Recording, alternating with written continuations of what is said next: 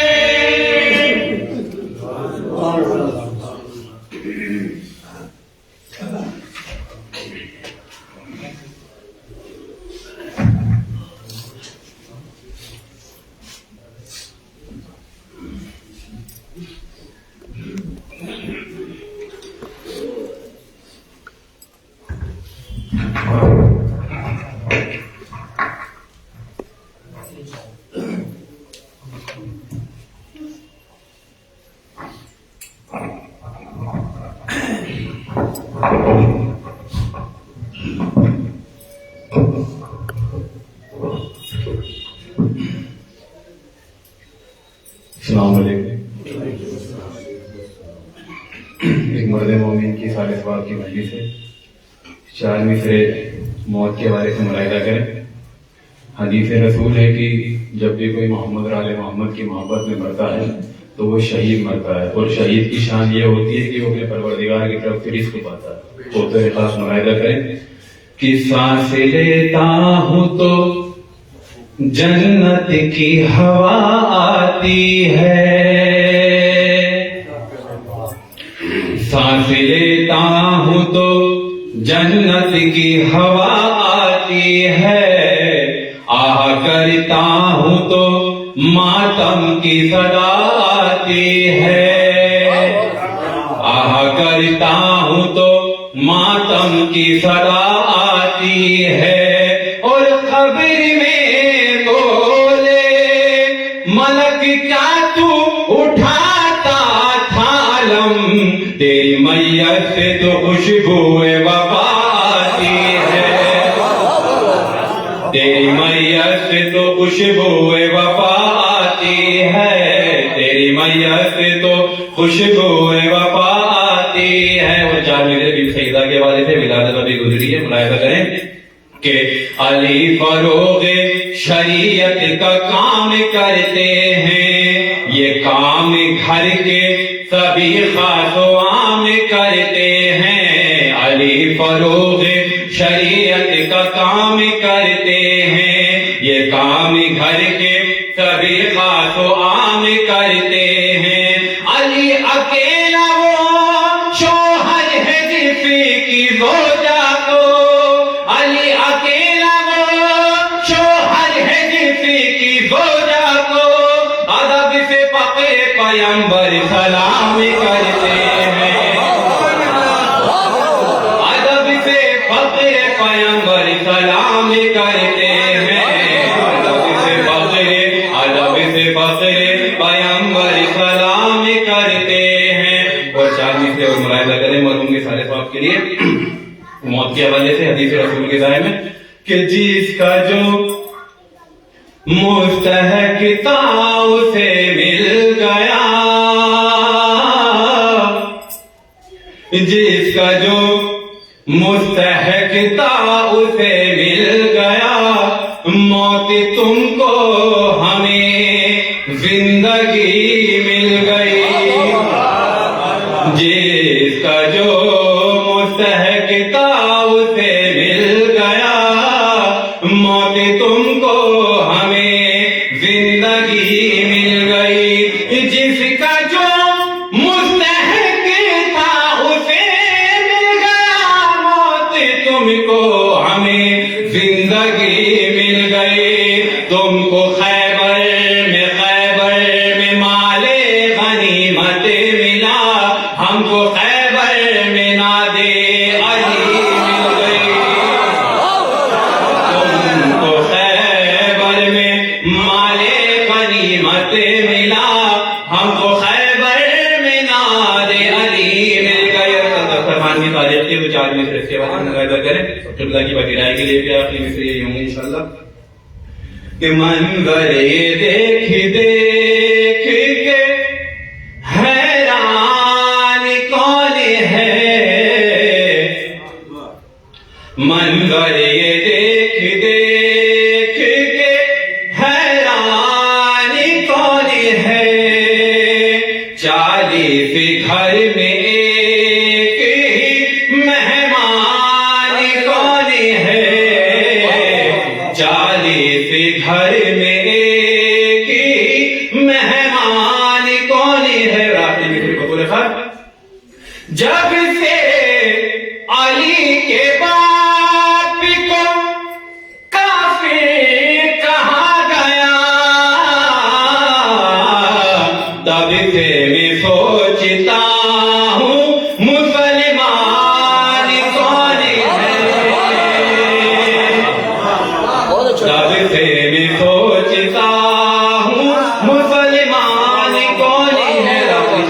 اللہ کی بغیرائی کے لیے بطور خاص ملاحظہ کریں کہ جستجو دل میں پیدا ہوئی, نیکیوں کا پتہ مل گیا,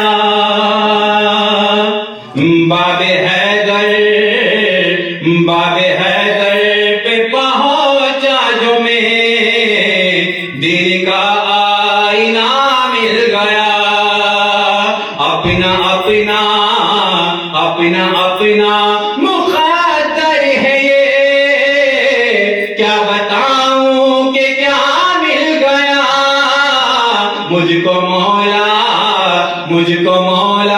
ملا ہے مگر، اور کسی کو خدا مل گیا، مجھ کو مولا ملا ہے مگر، اور کسی کو خدا مل گیا۔ مرد مومن کے پہلے باب کے لیے یہ قبر میں جب کفن پر میرے آ کے ڈالی ملک نے نظر، قبر میں جب کفن پر میرے آ کے ڈالی ملک نے نظر، کچھ نہ پوچھا اٹھے چل دیے، یا علی جب لکھا مل گیا، کچھ نہ پوچھا۔ یہ شاعر کی میرے سائے میں بڑے ادب و احترام سے گزارش گزار ہوں، عالی جناب مولانا سید نذر عباس جعفری صاحب کی خدمت میں وہ آئیں اور اپنے بیان سے مومنین کے قلوب کو مستفیض فرمائیں۔ آپ سبھی حضرات آواز بلند سربات سے دست اقبال کریں۔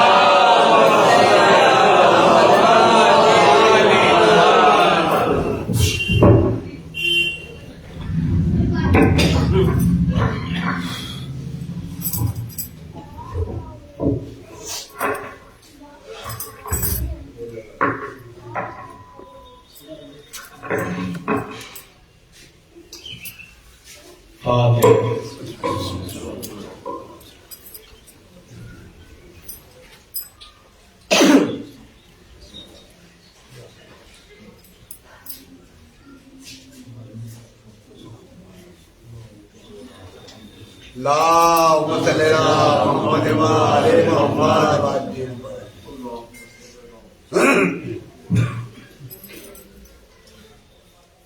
اعوذ باللہ السمیع العلیم من الشیطان اللعین الرجیم، بسم اللہ الرحمن الرحیم،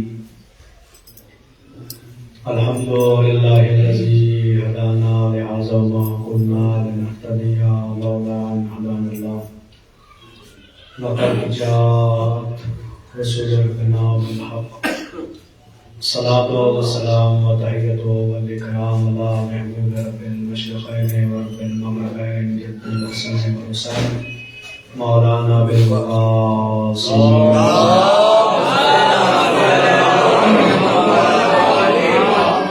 آل بيته الطيبين الطاهرين المعصومين المظلومين المنتخبين المنتجبين، ولعنة الله على أعدائهم وغاصب حقوقهم ومنكر فضائلهم والشاكين فيهم والمنحرفين عنهم أجمعين، أما بعد فقد قال الله سبحانه وتعالى في القرآن الكريم، بسم الله الرحمن الرحيم، وما أدراك ما يوم الدين، ثم ما أدراك ما يوم الدين، يوم لا تملك نفس لنفس شيئا فالأمر يومئذ لله۔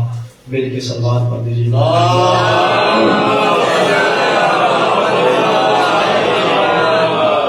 گزارش ایک مرتبہ سورہ رحم اور 3 مرتبہ سورہ قل هو اللہ احد کی تلاوت فرما کر مرحوم سکندر حسین نے زوار حسین کی روح کو احساس کرنا۔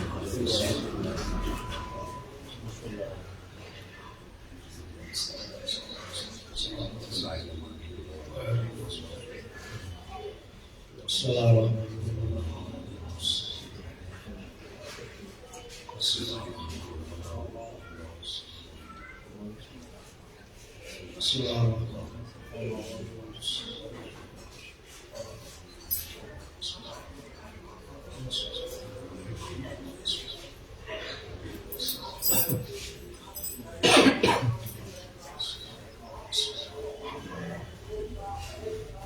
مل کے سوال پڑھ لیجیے۔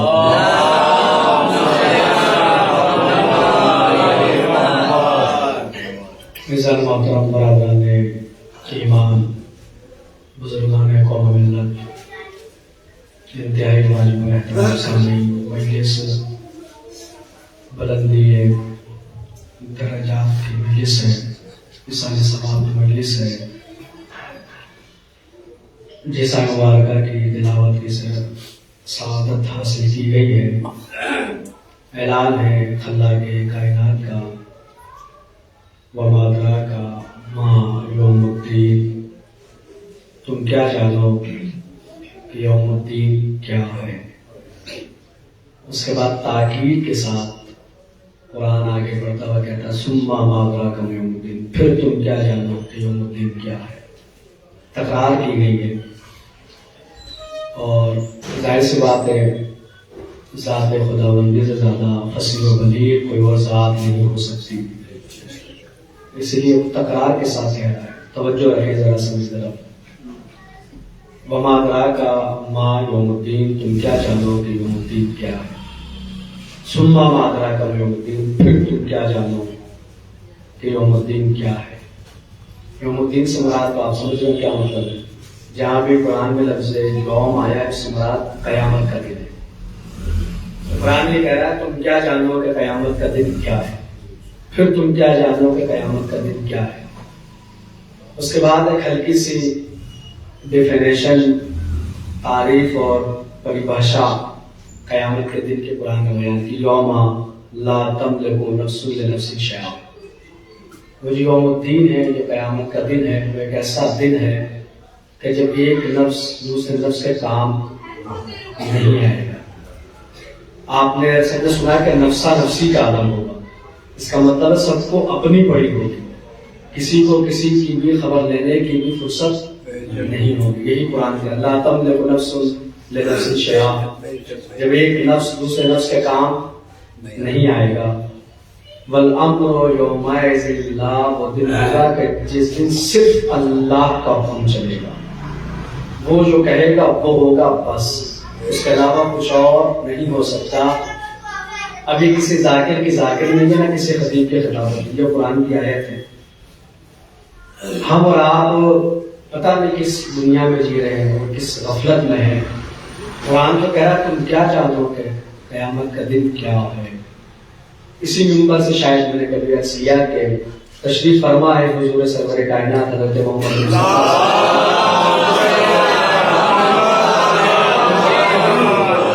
سید الملائکہ آپ کے پاس بیٹھے ہیں جبریل۔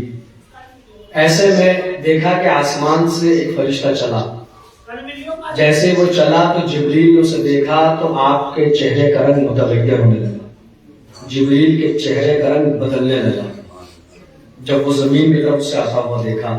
حالانکہ جبریل سید الملائکہ اس کے بھی جو ہے وہ سردار ہے، تمام فرشتوں کے سردار ہیں، تو جو آ رہا ہے اس کے بھی سردار ہیں، لیکن اسے دیکھ کے چہرے کا رنگ متغیر ہوا۔ فرشتہ آیا، حضور سے اس نے ملاقات کی اور چلا گیا۔ جب وہ گیا تو جیسے وہ آ رہا تھا تو چہرے کا رنگ بدل رہا تھا، جا رہا تھا تو پھر وہی رونق دوبارہ چہرے پہ جبریل کے لوٹ کے آنے لگی۔ حضور نے پوچھا کہ بھائی کیا وجہ ہے اس کے آنے کی؟ تو کہا کہ سرکار یہ اسرافیل ہے، جو فرشتہ ہے اسرافیل، 4 فرشتے ہیں نا، میکائیل، اسرائیل، اسرافیل اور جبرائیل۔ سب سے زیادہ دیکھو فرشتے کی بھی کیٹیگری ہوتی ہے، فرشتوں کی کیٹیگری اگر آگے تقریر میں آئے گا تو بتاؤں گا کہ کس کی درجہ بدلتی ہے فرشتوں سے۔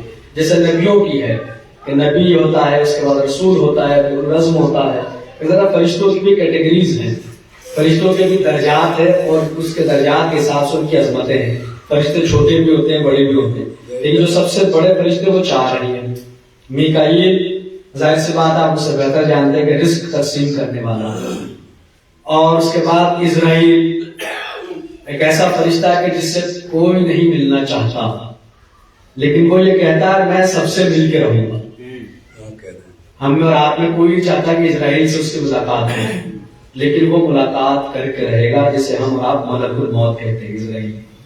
اسرافیل فرشتہ کہ اسرافیل وہ ہے جو قیامت میں سور پھونکے گا، یعنی اگر عام لفظوں میں سمجھاؤں تو قیامت کا بگل بجائے گا، تو سمجھ رہے ہو نا، بگل بجے گا۔ کون بجائے گا قیامت کا بگل؟ اسرافیل بجائے گا۔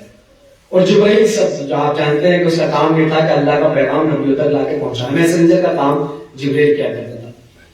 تو اسرافیل قیامت کا سور پھونکنے والا فرشتہ اسے زمین کی طرف آتے ہوئے دیکھا تو جبریل کے چہرے کا رنگ فق ہو گیا، خوف طاری ہو گیا حضرت جبریل میں اسے دیکھنے کے بعد۔ حضرت موسیٰ کے زمانے میں کسی نے آ کے کہا کہ آپ اللہ کے نبی ہیں تو معجزہ دکھائیں، اس لیے کہ اللہ اپنے نبی کو نبوت ثابت کرنے کی اعجاز دے کے بھیجتا ہے. کیا معجزہ دیکھ رہا کہ فلاں قبرستان میں میرا باپ دفن ہے, آپ چاہتے اسے زندہ کریں تو مجھ سے بات چیت کریں. حضرت موسیٰ نے کہا کہ چلو, اللہ کے حکم سے وہ زندہ ہوا. تو اس نے جو بات چیت کرنی تھی بیٹے نے بات چیت کی. بات چیت کرنے کے بعد بیٹے نے کہا کہ جب آپ کا انتقال ہوا تھا اور جب آپ کو دفنایا گیا تھا تو آپ جوان تھے, ریش چہرے پہ داڑھی تھی, کالی تھی, سر کے بال سیاہ تھے. لیکن جب آپ اٹھے تو آپ نے دیکھا کہ بھووں کے بال بھی سفید ہیں, داڑھی کے بال بھی سفید ہیں, سر کے بال بھی سفید ہیں. اس کی وجہ کیا ہے؟ کہا وجہ یہ ہے کہ جب اللہ کے نبی نے آواز دی تو میں نے ایک لمحے میں تصور کیا کہ کہیں قیامت تو نہیں آ گئی. دفن ہونے والے کی روایت میں کہا کہ ولی خدا تھا, اللہ کا ولی تھا. اللہ کے ولی نے کہا کہ ایک لمحے کے لیے صرف قیامت کا خوف مجھ پہ طاری ہوا تو میرے سر کے بال بھی سفید ہو گئے, داڑھی کے بال بھی سفید ہو گئے, بھووں کے بال بھی سفید ہو. کون؟ ولی خدا. کیا اوپر اگر قیامت کا خوف طاری ہو جائے, ہم اور آپ تو پوچھا ہے, ہم اور آپ پتہ نہیں کہاں جی رہے ہیں اس دنیا میں, خبر ہی نہیں, بے خبر بھی ہے, غفلت میں بھی ہے ہم اور آپ. لیکن ذرا سا ظاہر سی بات ہے اس طرح کی تقریریں سننے کے ہم لوگ عادی نہیں ہے. اور اگر کوئی تقریر کرتا ہے جو بیچارہ پھنس جاتا ہے مجلس میں آ کے, وہ ارادہ کر کے جائے گا آئندہ یہ مولوی پڑھے گا تو آپ تو مجلس میں بیٹھوں گا ہی نہیں, کیونکہ یہ تو جب بھی مجلس پڑھے گا تو اسی طرح کی پڑھے گا. تو میرا آپ کو اس طرح کی تقریریں سننے کے عادی نہیں ہے. لیکن ہم نے اپنا مزاج تھوڑا بدلا ہے. یہ سارے سوال کی مجلس ہوگی تو صرف نظر اس سے کون پسند کرتا ہے تو نہیں پڑھیں گے, بیان کیا جائے گا. قطع نظر اس کے کون پسند کرتا ہے کون پسند نہیں کر رہا ہے, کون لائک کرتا ہے کون ڈس لائک کرتا ہے, وہ آپ کی اپنی مرضی ہے. آنا یا نہ آنا آپ کی اپنی مرضی ہے کہ دوبارہ مجلس پڑھو آپ آئے نہ آئے. لیکن جب بھی سارے سوال کی مجلس میں آئیں گے تو آپ توقع کر کے آئیے گا کہ اسی طرح کا بیان کیا جائے گا جو بیان میں آپ کو سامنے کر رہا ہوں. کہ ہم اور آپ پتہ نہیں کس دنیا میں ہم اور آپ جی رہے ہیں. ولی خدا کے بال سفید ہو جاتے ہیں, ٹھیک ہے. فضا کی نظر پڑتی ہے شہزادی کونین پر, مسلح عبادت پہ حضرت فضا روایت کر رہی ہے کہ آنسو بہنا شروع ہوئے تو پورا لباس تر ہو گیا. اتنے آنسو بہے کہ مسلح تک پہنچ گئے.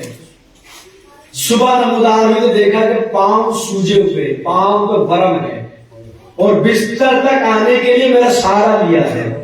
اس نے رسول کی اکلوتی بیٹی نے تو سوال کیا فضا نے, آپ رحمت للعالمین کی بیٹی ہے, فاتح خیبر کی زوجہ ہے, آپ کے بیٹے جوانان جنت کے سردار ہیں, اتنا زیادہ آپ کو گریہ کرنے کی ضرورت کیا ہے؟ تو فرمایا کہ مجھے گریہ میں نے اس لیے زیادہ کیا کہ میں رسول اعظم کی بیٹی ہوں, علی مرتضیٰ کی زوجہ ہوں, حسن و حسین کی ماں ہوں. مجھے اللہ کی بارگاہ میں جانا ہے.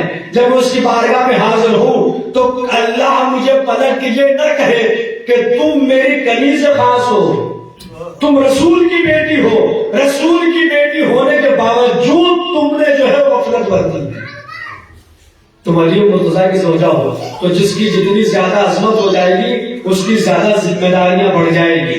اس مجمع میں اگر وہ سید ہے اس کی ذمہ داری زیادہ ہو جائے گی. کیوں؟ اس لیے کہ وہ اولاد زہرا ہے, اس لیے کہ وہ اولاد رسول ہے. تو جس کی جتنی زیادہ عظمت بڑھے گی اس کی اتنی زیادہ ذمہ داریاں بڑھیں گی.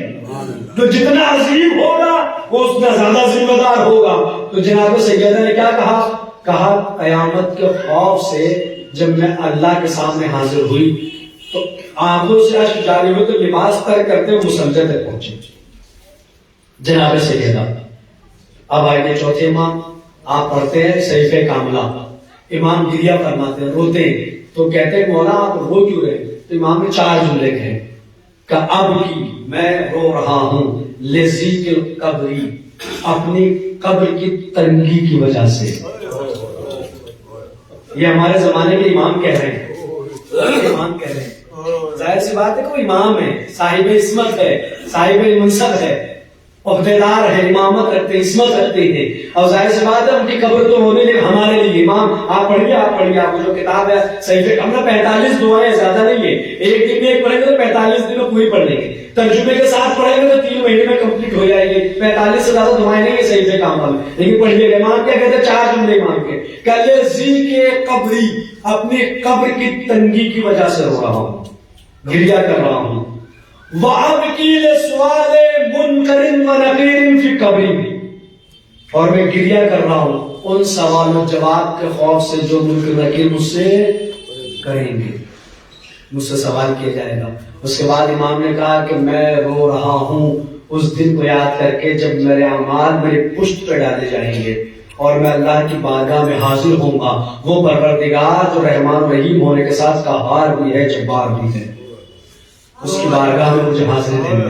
امام گریہ فرما رہے ہیں۔ بعد کربلا امام دو ہی بات پر روئے، یا تو اپنے کربلا کو یاد کر کے روئے یا قیامت کے مناظر کو یاد کر کے روئے۔ چوتھے امام ہو رہے ہیں، گریہ فرما رہے ہیں۔ ٹھیک ہے، چوتھے امام کا سلسلہ دیکھیے گا۔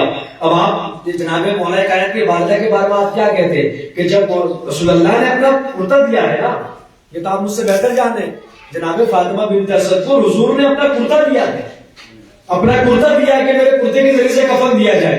ٹھیک ہے، آپ قبر میں لیٹے، حضور لیٹے، پوچھا گیا اللہ کے رسول آپ قبر کے اندر کیوں لیٹ گئے ہیں؟ فاطمہ بنت اسد کی قبر ہے، آپ نے اپنی ماں کہا ہے، چچی ہے لیکن ماں کا درجہ دیا ہے، علی کی والدہ ہے، آپ کی پرورش کی ہے، آپ نے کرتے کا کفن دے دیا، اس کے باوجود آپ قبر میں کیوں لیٹ رہے؟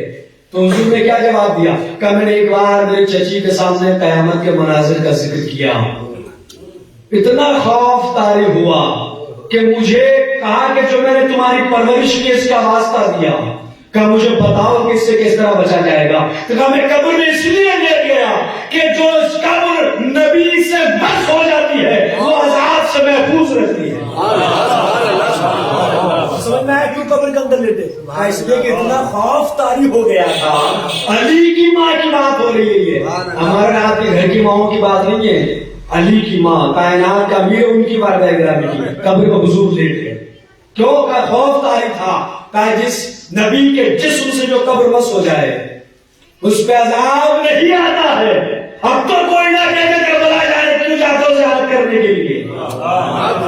ہمیں پتا ہے معصوم کی قبر موجود ہے، اسے مس کر کے آئیں گے، جاتے نا کربلا سے چادر میں نے گلے میں ڈالی ہے، یہ کربلا سے تو سب کو اس طرح کے مس کیا گیا۔ میں جب بھی گیا کربلا میں امام حسن مولا عباس سب کو روز سے مس کیا۔ مس کیوں کر رہے ہیں کہ ہمیں پتا ہے یہ صاحب عصمت ہے، جو چیز ان سے منسوب ہوتی ہے وہ محترم ہو جاتی ہے، احترام ہو جاتے۔ حضور یہ بتا رہے ہیں کہ قبر میں اس لیے لیٹ گیا تاکہ خوف طاری نہ ہو۔ مولا کا چاہنے والا پہنچ گیا شام، حاکم شام، دشمنوں کے دربار میں علی کا چاہنے والا۔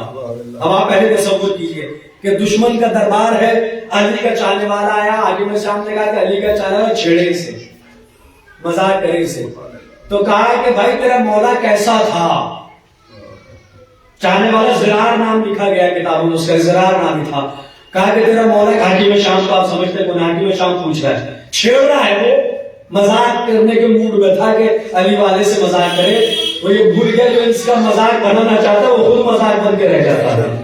کہا کہ تیرا مولا کیسا تھا؟ تو کہا کہ میں بتاؤں گا تو تم برداشت نہیں کر سکے گا کہ میرا مولا کیسا تھا۔ کہا کہ نہیں بتا تو صحیح، تو علی کا چاہنے والا تیرا مولا کیسا تھا؟ تو کہا کہ میرا مولا ایسا تھا کہ جب سب رات کا کھانا کھا کے سو جاتے تھے اس وقت میرا مولا مصلی عبادت پہ آتا تھا۔ جملے سنیے گا خدا کی قسم، آن دا ریکارڈ بات ہے، آپ بھول جائے تو بعد میں فیس بک پہ لائیو چلے سن لیجیے گا، اور خدا کی قسم سنیے گا۔ وہ کہہ رہا مولا کا سرزرار حاکم شام پوچھتا دربار بھرا ہوا، تیرا مولا کیسا تھا؟ کہ میں بیان کروں گا تو برداشت نہیں کر پائے گا۔ کہا کہ نہیں بیان کا ظاہر سی بات ہے، علی کو کوئی تو برداشت نہیں کر سکتا نا، کہ کیا ہے اب ہمارے اپنے برداشت نہیں کر پا رہے ہیں تو وہ تو ویسے دشمن ہے۔ ابھی آپ کسی مولا کے علی کی ولایت بیان کر دیجئے، ہمارے اپنوں کے جو کچے ہاضمے والے ہیں وہ الٹیاں کرنے لگیں گے بھائی، تو وہ تو حاکم شام ہے۔ وہ کہا کہ تم برداشت نہیں کر پائے گا۔ کہا کہ نہیں تم بتا تو صحیح۔ کہا جب سب سو جاتے تھے تو میرا مولا مصلی عبادت پہ آتا تھا، اپنے دونوں ہاتھوں سے اپنے ریش کو پکڑتا تھا اور ایسے کاٹتا تھا جیسے کسی نے سانپ کو ڈس لیا ہو۔ سانپ اگر کسی کو سانپ ڈس لے اور وہ کیسے تڑپتا ہے، کہ میرا مولا ایسے تڑپتا تھا اور گریہ فرماتا تھا، کہ میرا مولا ایسے روتا تھا جیسے کوئی بوڑھی اپنے جوان کے جنازے پہ رو گئی۔ کیا کہا؟ مصلی پہ آتے تھے، ایسے تڑپتے تھے جیسے سانپ کا ڈسا ہوا تڑپتا ہے، ایسے روتے تھے جیسے کسی بڑھیا کا جوان بیٹا مر گیا ہو، اور اس کے بعد میرے مولا کہتے تھے، اے میرے پروردگار تیری بارگاہ میں مجھے حاضر ہونا ہے، سفر لمبا ہے، علی کے پاس زیادہ تھوڑا ہے۔ سفر لمبا ہے، مولا کائنات کہہ رہے ہیں، آپ دعائے کمیل پڑھتا نہیں کہ ظلم تو نفسی، میں نے اپنے نفس پہ ظلم کیا۔ کبھی ترجمہ ہی پڑھے آپ نے دعائے کمیل، مولا کائنات کہہ رہے ایسے تڑپتے تھے جیسے سانپ کا ڈسا ہوا تڑپتا ہے، ایسے روتے تھے کہ جیسے جوان بیٹے کے جنازے پہ بوڑھی ماں رو رہی ہو، اور ریش مبارک ہاتھ میں ہوتی تھی۔ اس کے بعد کہتے تھے پروردگار تیری بارگاہ میں حاضر ہونا ہے علی کو، اور علی کے پاس زادرہ تھوڑا ہے، سفر طویل، وہ زادرہ تھوڑا ہے، اور پروردگار تو قہار بھی ہے، جبار بھی ہے۔ کسے یاد کر کے دیکھو، اس دن کو یاد کر کے دو، لا تملک نفس لنفس شیئا، جب ایک نفس دوسرے نفس کے کام نہیں آئے گا۔ یہ ہے وہ دن کہ جس دن کے بارے میں بیان کیا جا رہا ہے کہ تم کیا جانو گے قیامت کا دن کیا ہے، اور حقیقت یہ ہے کہ ہم کیا جانے قیامت کا دن کیا ہے۔ اگر ہم جان رہے ہوتے تو ہمارے سماج کی وہ حالت نہ ہوتی جو ہے۔ اگر ہمیں معلوم ہوتا، توجہ فرما رہے ہیں نا، دو چار بندے توجہ کریں میرے لیے کافی ہو، باقی تقریر ایسے اگر کوئی سونا چاہے تو بالکل سو سکتا ہے، میرے طرف سے پرمیشن ہے۔ ایک سلوات پڑھے میرے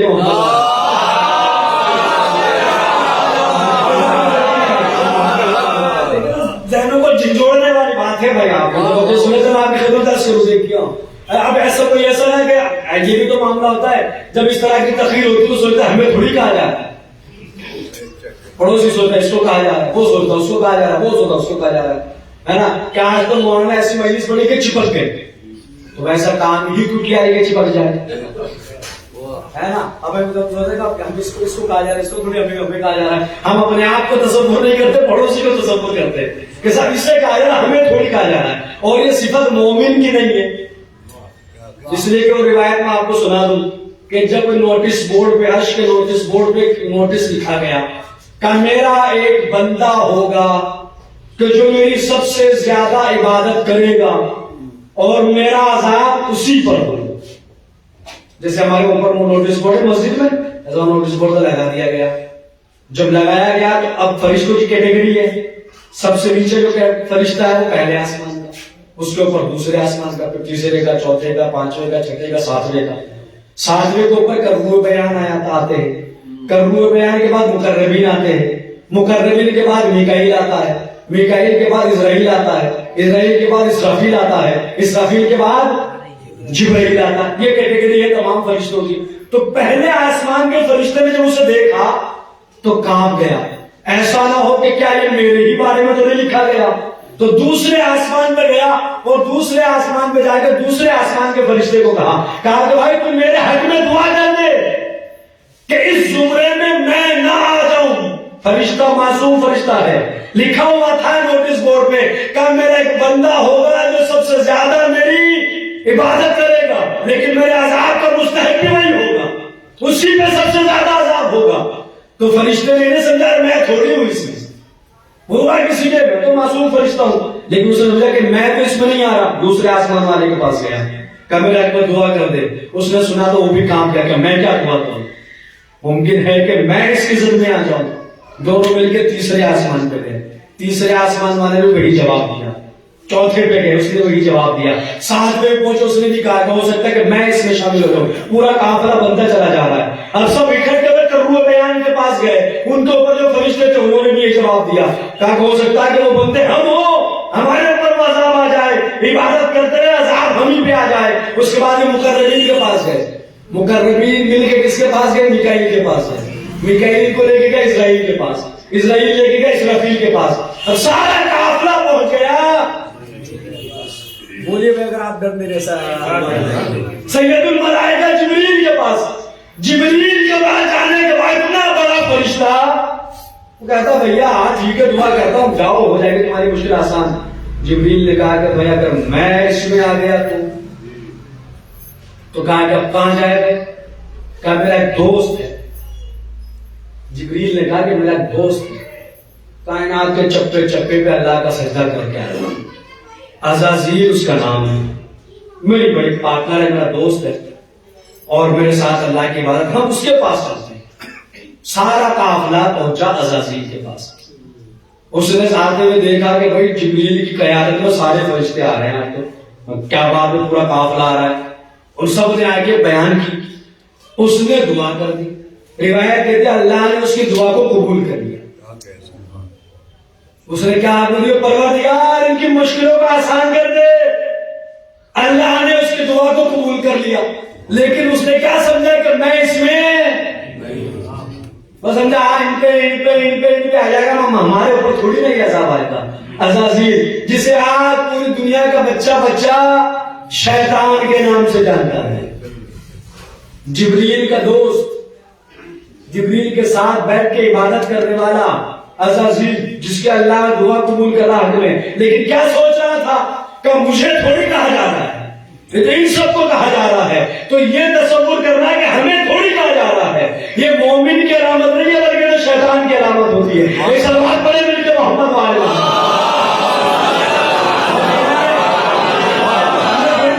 ہم تھوڑی اس میں آ جائیں گے. ہمارا کیا لینا دینا اس سے؟ ہم تو مولا کے چاہنے والے ہیں بھیا, ہمیں تو لائسنس علاوہ گناہ ہوگا. میں تو مرضی کی ولایت ہے تو بھیا کھلا گناہ کرتے پھرو تمہیں تو کچھ ہوگا ہی نہیں. ہم تھوڑی اس میں آ جائیں گے. یہ شیطان کی سوچ ہے, ابلیس کی سوچ ہے. مومن کی سوچ تو یہ ہے. فرشتوں کی سوچ کیا تھی؟ سب سے پہلے اپنے آپ کو دیکھا. کہتے نا اپنے گریبان میں جھانکو. حقیقت یہ ہے, پہلے اپنے آپ کو دیکھو, اس کے بعد دوسرے کے بعد میں بارے بیان کرو. سب نے اکٹھا ہو کے اس کے پاس گیا. اب آپ پوری دنیا اس کو لعنت کر رہی ہے, اللہ کے عذاب کا مستحق ہوا. کیوں؟ غلطی کیا تھی اس کی؟ یہی تو تھی حضرت آدم کا سجدہ کرنا, یہ بھی اس کی غلطی تھی. معصوم نے فرمایا غلطی کی اس نے کہ اس نے کہا کہ سب میں اس میں نہیں آؤں گا. یہ تو میں نے اتنی عبادتیں کی ہے. کائنات کے کونے کونے کو سجدہ, چپے چپے میں سجدہ کر کے آنے والا, وہ کہتے ہیں نا کہ 2 رکعت نماز 6000 سال میں پڑھنے والا. اب پتہ نہیں کیسی عبادتیں اس نے کی ہوگی. اتنی عبادتیں کی کہ جن تھا نا وہ کان جن, قرآن نے کہا شیطان جنوں میں سے تھا, جن تھا وہ جن, لیکن پہنچ گیا جبریل کے پہلو میں. اتنی عبادتیں اس نے کی. لیکن کیا سمجھ رہا تھا؟ ارے اللہ کا عذاب مجھ پہ تھوڑی ہے, مجھے تھوڑی کہا جا رہا ہے, ان سب کو کہا جا رہا ہے. تب یہ نا کہ ہمیں تھوڑی کہا جا رہا ہے. اس طرح کی تقریر میں نے کوئی بھی عالم کہتا تھا ہمیں تھوڑی کہا جا رہا ہے. ہر ایک بندے کو کہا جا رہا ہے. کوئی اپنے اوپر نہ لے کے مجھے کہا جا رہا ہے. سب کو, میں خود بھی اس میں خود بھی اسی میں شامل ہوں. پہلے میں خود اپنے آپ کو دیکھوں, اس کے بعد بیان کرنا میری ذمہ داری ہے. تو میں آپ کو باتیں پہنچا رہا ہوں. تو تم کیا جانو کہ وہ دن کیا ہے؟ آغاز کہاں سے ہوگا؟ اسرائیل کی ملاقات سے. کہ جب ملک الموت آئے گا, ہر گھر میں ہر روز 5 مرتبہ آتا ہے. روایتیں کہتی ہے ہر گھر میں ہر روز 5 مرتبہ آتا ہے. اور آنے کے بعد یہ کہہ کے جاتا ہے کر لو جتنا عیش کرنا. اب یہ بھی عجیب بات ہے کہ 5 ہی مرتبہ کیوں آتا ہے. وہ عادت بھی دیکھے کہ 5 مرتبہ ہی آتا ہے. شاید بتا رہا ہو کہ اگر بچنا چاہتے تو پنجابی کی محبت دلوں میں رکھنا. اس سے ملاقات آتا ہے, اس سے ملاقات ہوگی. ساتھ ہی کیا محمد حضرت امام جعفر صادق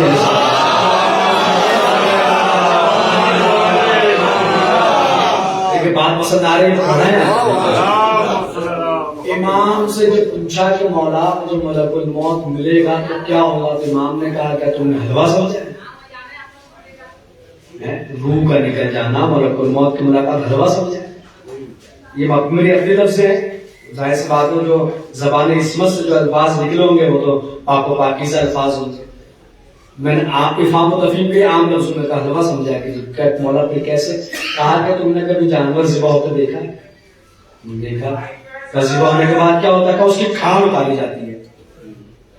مولا نے کہا جب روح نکلے گی تو تم تصور کرو اگر وہ بکرا زندہ ہو اس کی کھال اتاری جائے گی. کھال اتارتے دیکھا نا جانور کی. اور اگر جانور زندہ اس کی کھال اتارے کتنی کرب اور تکلیف اسے ہوگی. کہ اس سے 1000 گنا تکلیف ہوگی. زندہ کی کھال اگر اتارے. میں نے 12 مثال دی. ایک ہلکا سا ناخن زیادہ کٹ جاتا ہے نا, بوکھلا کا کرتا ہے انسان, ہلکا سا ناخن کٹ جائے اور وہ کھال اتاری جائے گی. اس سے بھی 1000 گنا زیادہ تکلیف مبتلا ہوگا مومن کہ جب اس کے جسم سے روح نکالی جائے. تم نے کیا سمجھا؟ آسان مرنا ہے, مر جانا آسان ہوتا ہے. کہا مولا، پھر اگلی مثال مولا نے دی، کہا کہ حلوائی کی دکان پر تم نے کڑھائی دیکھی جس میں تیل ابلتا رہتا ہے؟ کہاں کہ ہاں دیکھا۔ کہا کہ کسی زندہ آدمی کو اس کے اندر ڈال دیا جائے، ہلکا سا اگر کسی کا جل جاتا ہے، تھوڑا سا بھی تیل گر جاتا ہے، کتنی تکلیف ہوتی ہے، اور ابلتے ہوئے پکتے ہوئے تیل میں کسی کو ڈال دے کتنی تکلیف ہوگی، زندہ ہوگی۔ اس سے بھی 1000 گنا زیادہ تکلیف میں مبتلا ہوگا وہ بندہ کہ جب جسم سے روح نکالی جائے گی۔ تم نے کیا آسان سمجھا ہے کہ بڑا آسان ہے، اور وہ مثال میں نے شاید کبھی بیان بھی کی ہے کہ ایسا لگتا ہے جیسے کینچی سے جسم کو کاٹا جائے، پیر کے انگوٹھے سے کوئی مقراض اور سیزر لے کے کاٹنا شروع کرے اور سر کے بال تک کاٹ ڈالے، کتنی تکلیف ہوگی۔ کہ اس سے بھی زیادہ تکلیف ہوگی جب ملک الموت ان پاس ملاقات کے لیے آئے گا اور جسم سے روح نکالے گا۔ یہی سے آغاز ہو جاتا ہے سفر کا انسان۔ یہ جو زندگی ہم جی رہے کئے سال کے، 50 سال 70 سال، 70 کو پکڑ لے اب تو غنیمت، بڑا شکر کے سجدے کرے بندہ جو 70s میں پہنچ جائے، جیسا آپ نے 70 کو ہو گیا یا اوپر چلا جائے کوئی، اب جو آنے والی نسل ہے وہ 50 پکڑ لے تو غنیمت ہو جائے گا۔ جیسا جس طرح کے حالات ہمارے سامنے چل رہے ہیں اور جس طرح کے حالات اور جس طرح غذائیں ہماری ہو چکی ہے، زندگیاں کم ہوتی چلی جا رہی ہیں، کم ہوتی۔ تشریف فرما ہے مسجد نبوی ہے اور حضور سرور کائنات حضرت محمد مصطفیٰ صلی اللہ علیہ وسلم، صحابہ کرام کا مجمع ہے، صحابہ حضور سے سوال کر رہے ہیں۔ حضور نے کہا رک جاؤ، روزانہ تم سوال کرتے ہو میں جواب دوں، آج میں تم سے سوال کرتا ہوں۔ رسول نے کہا کہ میں تم سے سوال کرتا ہوں، تم جواب دو۔ پہلے تو گھبرا گئے سب کہ اللہ کے رسول ہم سے کیا سوال کریں گے۔ کا سوال کرنے سے پہلے قصہ میں تمہیں سناتا ہوں، ایک کہانی ایک اسٹوری سناتا ہوں تمہیں۔ کیا کہا کہ تم میں سے کوئی ایک بندہ ہو، کوئی ایک آدمی ہو، اور اس کے 3 دوست تھے جو اس کے بیسٹ فرینڈ ہیں، سب سے پکے دوست ہیں اس کے، ہر بار میں ہر میں خوشی میں غنیمت سے کام آنے والے 3 دوست ہیں اس کے۔ اب ایک بار اس سے کہا گیا کہ ملک الموت اس سے ملاقات کرنے والا ہے، تیری روح نکلنے والی ہے۔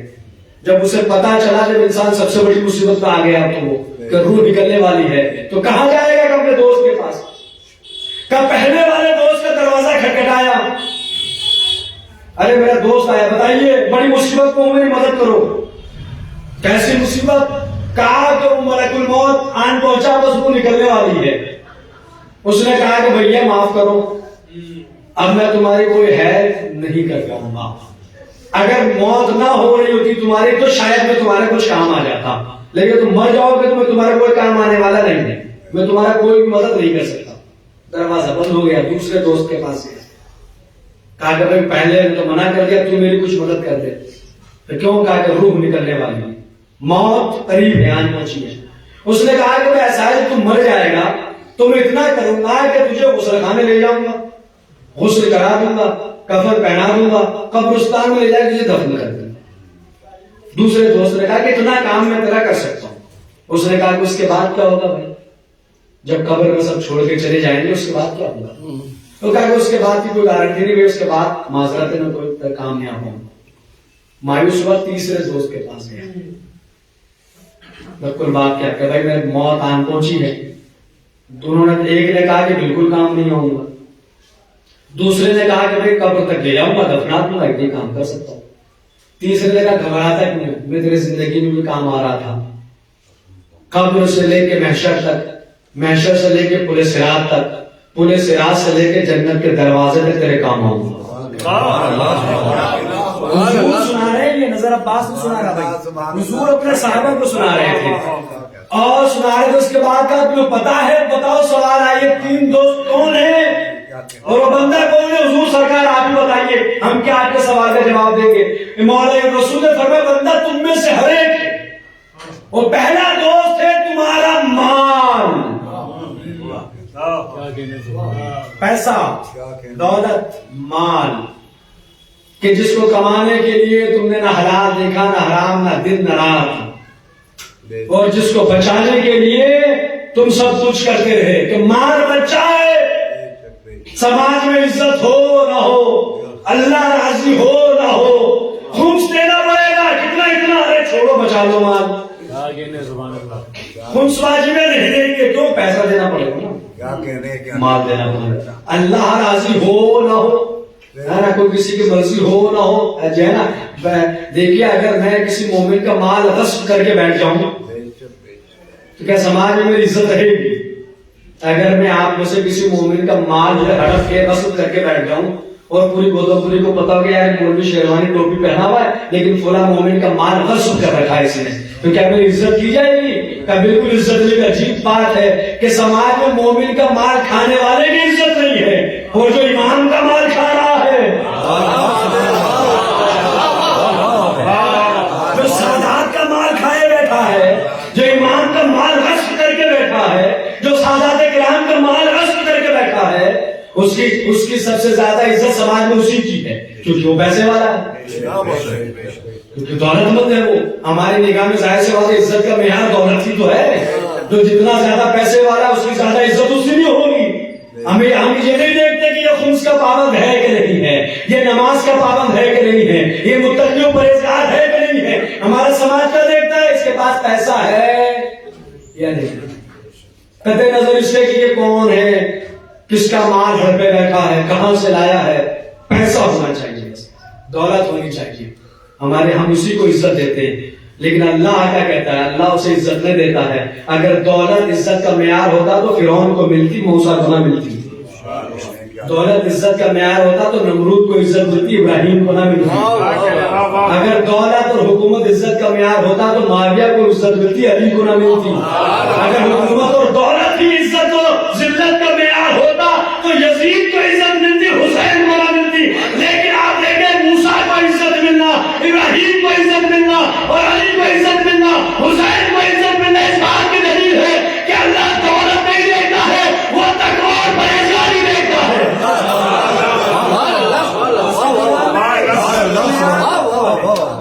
उसकी निगाह में इज्जत का मेयार परहेजगारी ना दौलत। ये हमारा समाज है ना, हमारा समाज तो वैसे उल्टी गंगा बह रही है। जाहिर सी बात है हमारा समाज उल्टी गंगा बह रही है। शरीयत ने हमसे कहा इस रास्ते पे जाना, हम जा रहे हैं इधर, ये तो हमारा समाज का हालात ही है। हमें शरीयत ने बताया कि ये रास्ता मस्जिद को जाता है, हम जाएंगे उधर, तो भाई इस रास्ते मस्जिद में हमारे क्या काम जाने का, हम उसे देते हैं। लेकिन माल हुजूर ने कहा तुम्हारा दोस्त पहला दोस्त है। दोस्त का मतलब क्या है? मोहब्बत करते हो इससे, दोस्त को दोस्त से मोहब्बत तो होती है, वरना दोस्ती कैसी जो मोहब्बत ना हो। मान ले कहा कि भैया तेरे क्या काम है, खत्म बात। जिंदा होता तो कोठी बनाता, बंगला बनाता, गाड़ी खरीदता, अच्छे अच्छे कपड़े पहनता मेरे जरिए से। क्या मरने के बाद तो कफन है, ओ भैया नहीं मिलेगा तो गरीब को भी मिल जाता है, लोग चंदा करके कफन दे देते, तो कोई मसला ही नहीं। का दूसरा दोस्त कौन है? का दूसरा दोस्त है तुम्हारे अकरबा, तुम्हारे रिश्तेदार, तुम्हारे अजीज, जो तुम्हारा साथ देंगे कहां तक? कब्र तक। बेटा है कहां तक साथ देगा? कब्र तक। और अगर लायक बेटा है, पढ़ा लिखा, तो मरने के बाद मुमकिन है कि आपके वाजिबात की अदायगी करवा दें। बड़े बेटे पे नमाज वाजिब है ना, बाप की कज़ा नमाज़ी। लेकिन अगर हम तरबियत करेंगे जब तो हम तरबियत करें जब तो जाहिर सी बात है लोग कहते हैं कि औलाद हमारी सुनती नहीं है, तो साहब तावीज दे दीजिए। और अगर आपने तरबियत अच्छी की होती तो तावीज की नौबत ही ना आती। अगर हम अपने औलाद की तरबियत अच्छी करें तो तावीज की नौबत ही ना आए।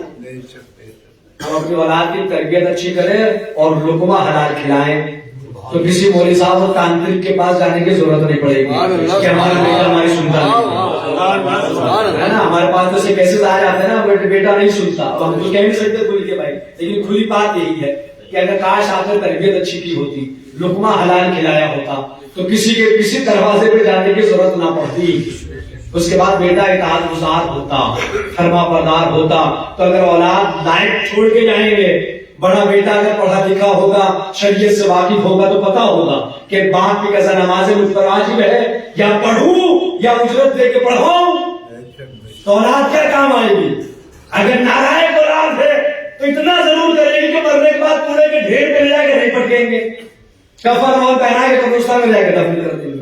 लेकिन कब्र के बाद में रिश्तेदार आएंगे, बिरयानी खाएंगे, चले जाएंगे, बात खत्म। किसी ने फातिहा पढ़ी तो पढ़ी, किसी ने नहीं पढ़ी तो नहीं पढ़ी। लेकिन खाने में कभी हर एक निकाल के जाए।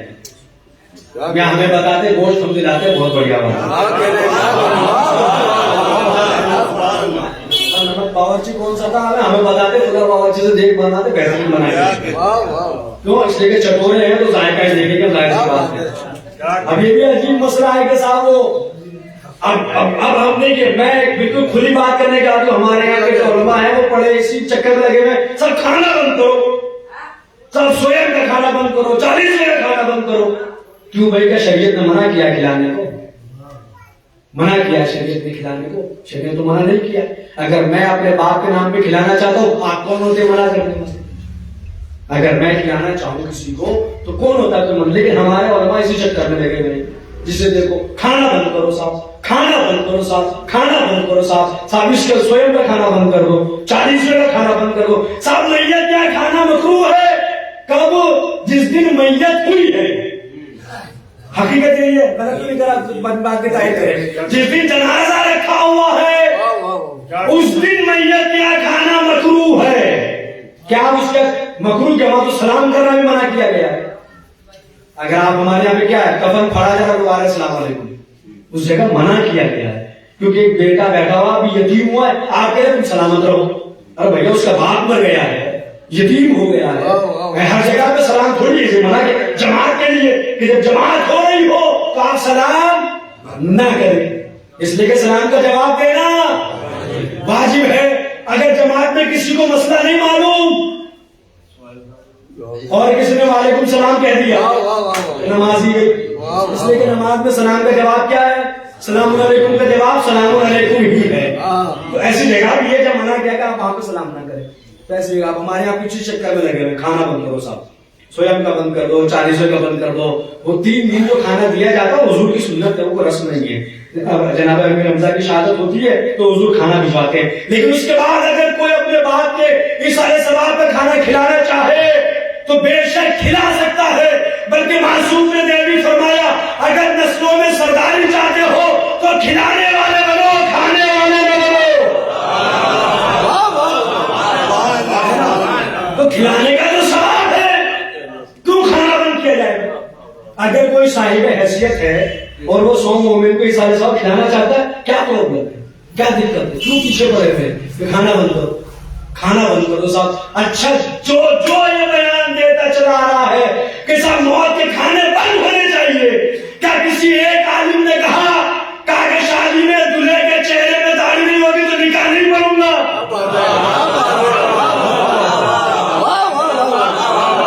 کسی مولوی نے کہا کیوں؟ اس لیے کہ 10,000 کا ملے گا لفافہ. کسی مولوی نے کہا کہ شادی میں اگر عورتیں بے پردہ ہوں گی نکاح نہیں پڑھوں گا. بھائی جسے شریعت نے منع کیا اسے روکو, روکنا ہے تو اس کام کو روکو جسے شریعت نے منع کیا ہے.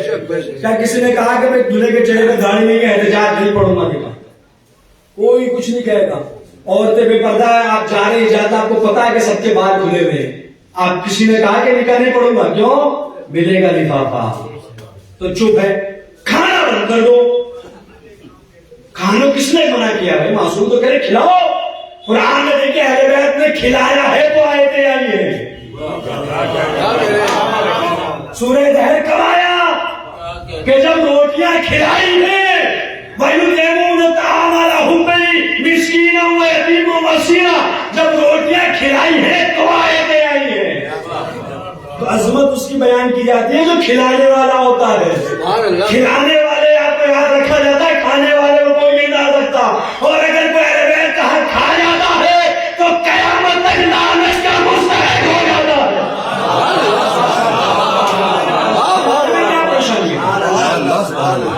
ریکارڈ بات ہے, میں نے کہہ دی پیغام جہاں تک پہنچا دے, کھلانے میں کوئی دقت نہیں ہے.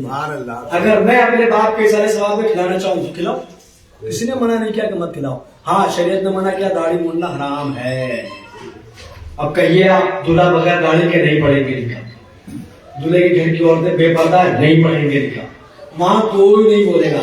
بڑے بڑے ترم خان صاحب جو دستار چپ ہو جاتے ہیں, آنکھوں سے دیکھ کے چپ ہو جاتے ہیں. کیوں؟ انہیں پتا ہے 11,000 کا لفافہ ملنے والا ہے. تم نے پڑھو گے تمہارا بھائی دوسرا سے, تو کیوں 11,000 مارے اپنے آپ پڑھو گے. کھانے میں کسی کو کوئی ہے نہیں تو کہہ دو بیچارے کیوں کر رہے ہو سب؟ کھلائے بھائی، کس نے منع کیا ہے؟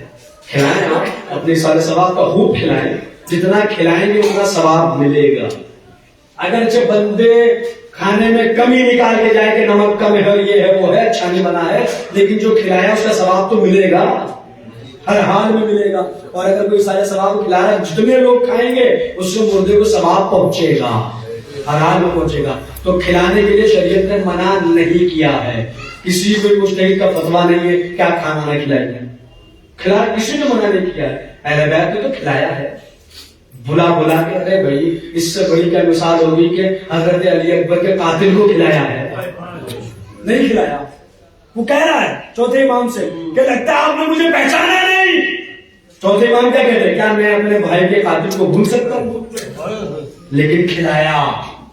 جو راستہ روک رہا ہے، مولا کہتے ہیں کہ پانی مشکوں کے دہانے کھول دیے جائیں، پلاؤ۔ ساقی کوثر کا بیٹا ہے، کریم ابن کریم ہے، پلاؤ انہیں، کھلاؤ انہیں۔ کھلایا نا، دشمنوں کو کھلایا ہے، اپنے کو تو جانے دیجیے جو غیر قوم ہے، قاتلان کو، ابن ملجم کو پکڑ کے لایا تھا، مولا کیا کہتے ہیں؟ شربت پلاؤ اسے، قاتل ہے وہ، ضربت لگائی اس نے، مولا کہتے ہیں پلاؤ اس کو۔ تو کھلانے کا تو سوال ہے، سبحان اللہ۔ کھلانے کے پیچھے لگے صاحب اسے بند کر دو، بند کرانا ہے تو وہ دقیہ اسی رسم بند کراؤ جو شادیوں میں رائے ہوئی ہے، یا جو مرنے پہ رائے ہوئی ہے کہ فلاں کے شوہر مر گئے تو 40 دن چاہیے یہی بیٹھے رہے گی، موم بتی جلا کے بیٹھے رہے، کچھ نہ کرے، کہیں نہ جائے، نہ کسی سے بولے، فون پہ بھی بات نہیں کر سکتے۔ یہ چیزیں بند کراؤ کہ نہیں بھائی، شریعت نے منع نہیں کیا ہے، وہ نماز بھی پڑھے، مجلس بھی کرے، تسبیح بھی پڑھے، عبادت بھی کرے، باغرض ضرورت گھر سے نکل بھی سکتی ہے، جو عدت میں عورت ہوتی ہے، یہ سب باتیں بند ہونی چاہیے۔ جو دقیانوسی رسمیں وہ بند ہو، جو سنتیں ہیں انہیں بند نہ کیا جائے۔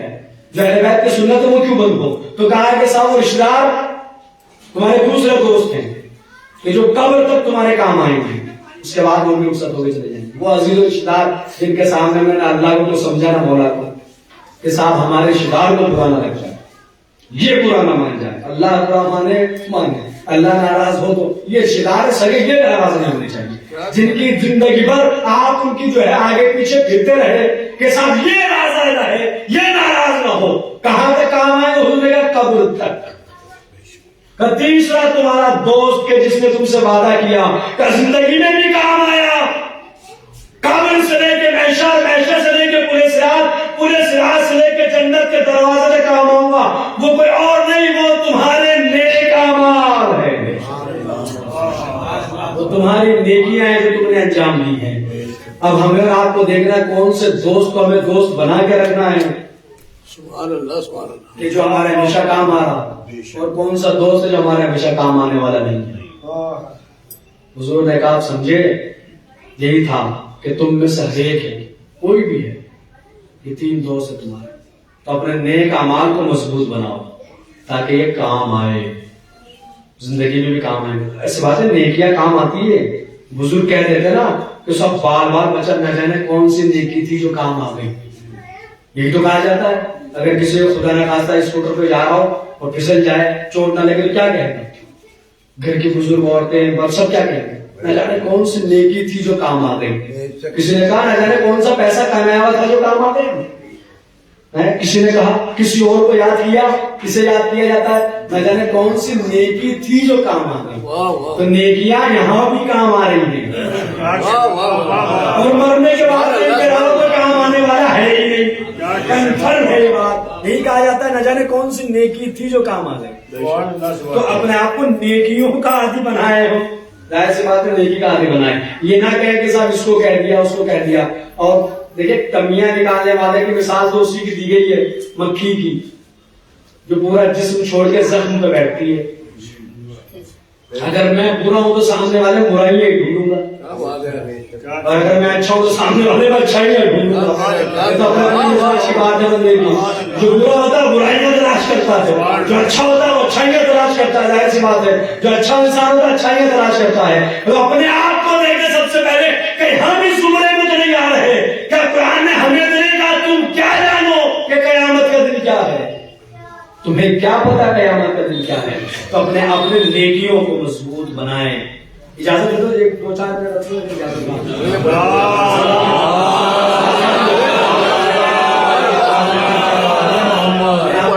مجھے پتا ہے میں ٹائم دیکھنا آتا ہے. الحمدللہ 50 منٹ ہو گئے. اتنے لمبی تقریر ہوتی نہیں ہے اس طرح کی, لیکن تقریر ختم ہو گئی ہے. اب اس سے پہلے جو تقریر ہوئی تھی وہ وہیں سے کنٹینیو ہوں گے. اگلے جو سارے سب آتے ہیں یہیں سے متصل ہو جائیں گے, یہیں سے سفر پہ آگے بڑھ رہے ہیں. بڑا ظاہر سی بات ہے کہ بہت اچھا خاصا میٹر ہے. اگر عنوان بنا کے رکھا جائے کئی ساری تقاریب کی جا سکتی ہے.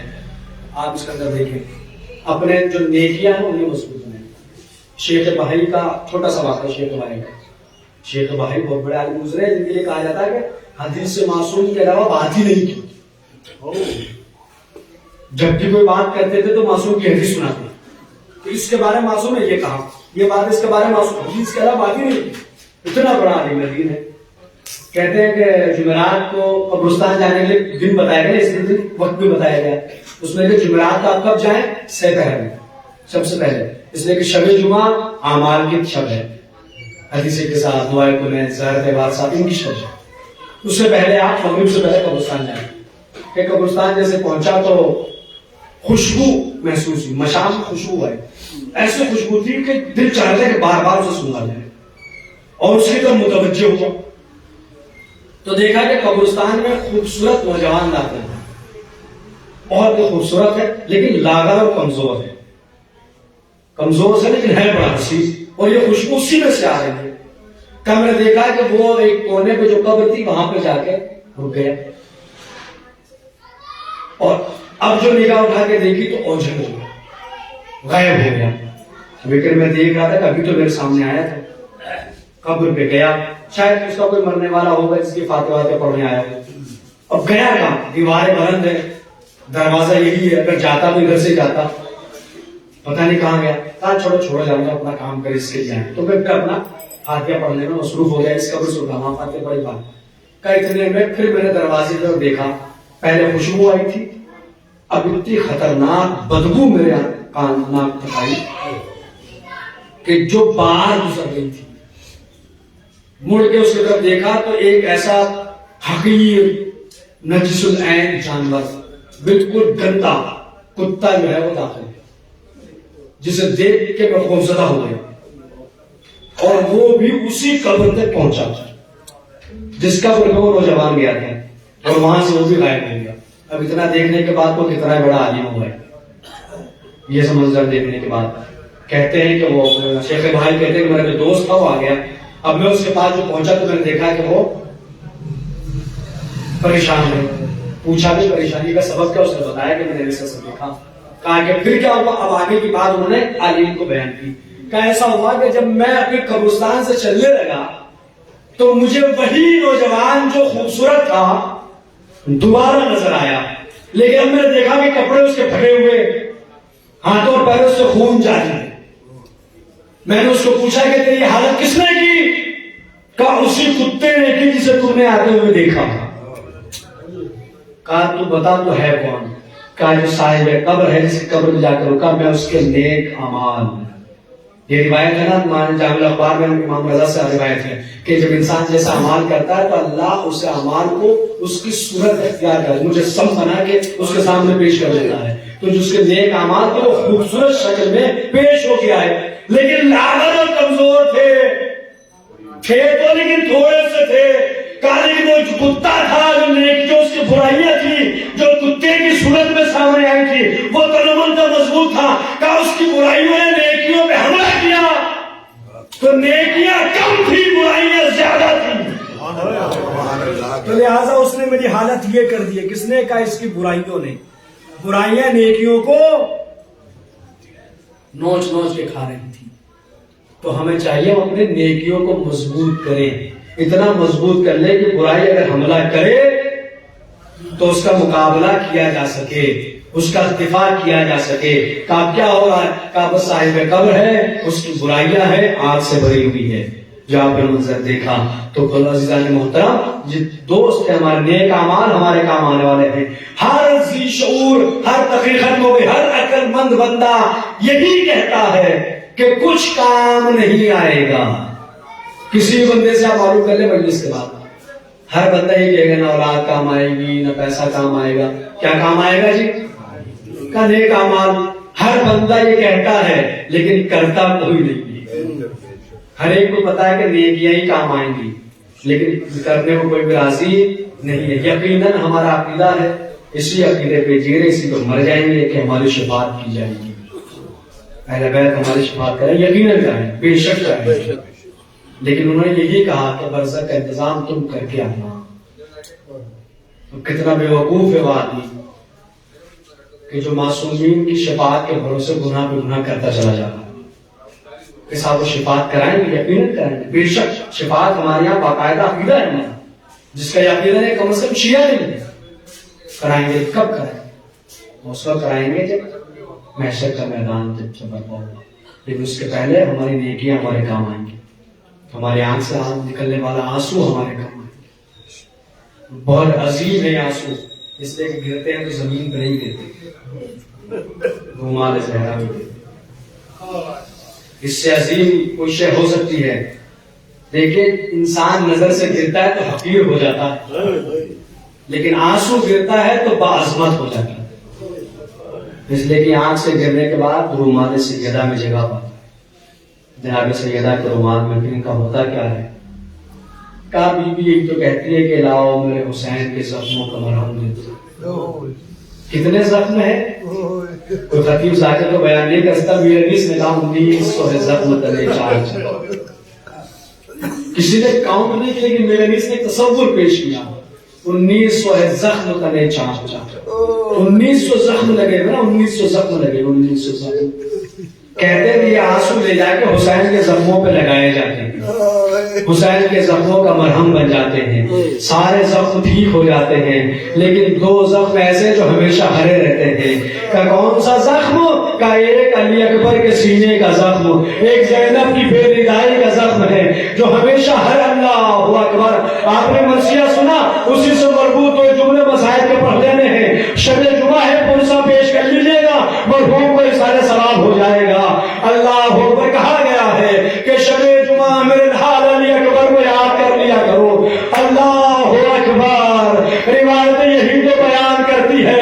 ایک بار مختار کے سامنے خولی کو لایا گیا تو مختار خولی سے پوچھتا ہے بتا تو نے کربلا میں کیا ظلم کیا ہے؟ خولی کہتا مختار میں بیان کروں گا تو برداشت نہ کر سکے گا. کہنے بتا تو نے کیا ظلم کیا؟ کہ کٹے ہوئے سر کو نیزے پہ بلند کرنا کوئی آسان کام نہیں ہے, اور اگر کسی کا گلا 3 دن کا پیاسا ہو تو اسے نیزے پہ بلند کرنا آسان نہیں ہے. لیکن میں نے حسین کے سر کو نوکے نیزہ پہ بلند کیا.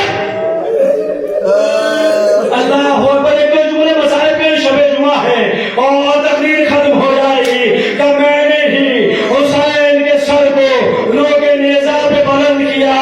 اس کے بعد کہتا ہے اے مختار, یہ سر تھا, یہ معجزے دکھاتا ہوا چلا, نیزے پہ بلند تھا لیکن قرآن کی تلاوت کرتے ہوئے جا رہا تھا. علماء و ذاکرین بیان کرتے ہیں کہ سر حسین اس لیے تلاوت کر رہا تھا تاکہ دیکھنے والے کٹے ہوئے سر کو دیکھے کہ کٹا ہوا سر بول رہا ہے تو سب کی نگاہ اس سر پہ ہو, کسی کی نگاہ زینب کے تیری ناز ہے بیان. اجرکم اللہ. کہا کہ یہ سر معجزے دکھاتا ہوا چلا.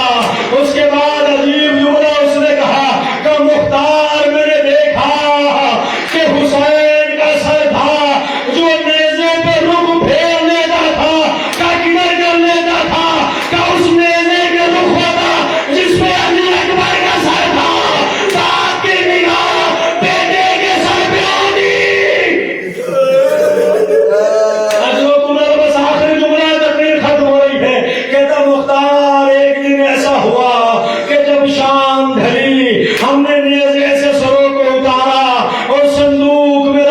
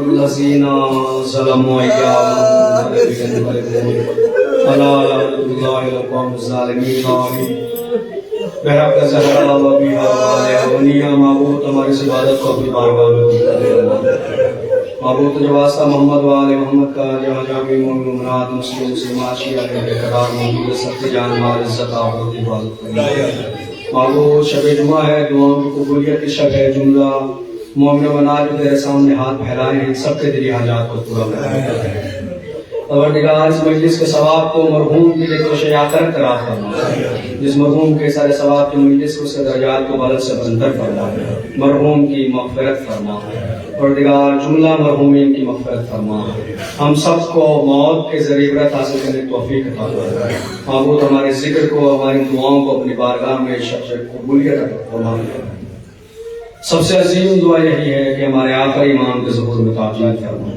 ہمیں ان کے مخلص صحابہ انصار میں شمار فرما ربنا تقبل منا انک انت السمیع العلیم گزارش ہے کہ مرتبہ سورہ الحمد 3 مرتبہ سورہ توحید فرما کر مرحوم سکندر حسین ابن زفار حسین کی روح کو ایصال